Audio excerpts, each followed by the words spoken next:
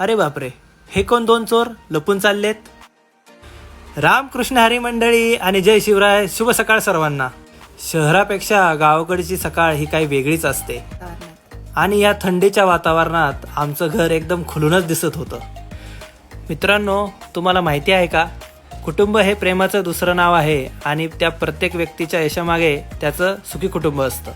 आणि ह्याच विचाराने आजच्या घरगुती वर्कआउटची सुरुवात झाली आणि ह्या मोकळ्या अशा प्रसन्न वातावरणामध्ये वर्कआउटची मजा काहीतरी वेगळीच असते. आणि हा आहे आमचा मन्या. नक्की हा मन्या बघतोय तरी कुठे? ह्या पळणाऱ्या कोंबडीकडे बघतो की काय? आणि तेवढ्यात आमचे आजोबा आले. आमचे 85 वर्षाचे आजोबा दररोज सकाळी लवकर उठून गावात देवदर्शनाला जातात आणि दररोज 3-4 किलोमीटरचा प्रवास करतात. निस्वार्थ प्रेम करणारा आमचा टायगर मला पाहून पळतच आला आणि त्याची अशी इच्छा होती की मी त्याचे खूपच लाड करावे आणि तो माझ्या अवतीभोवती फिरत होता. त्यानंतर मी गावाकडे गेलो.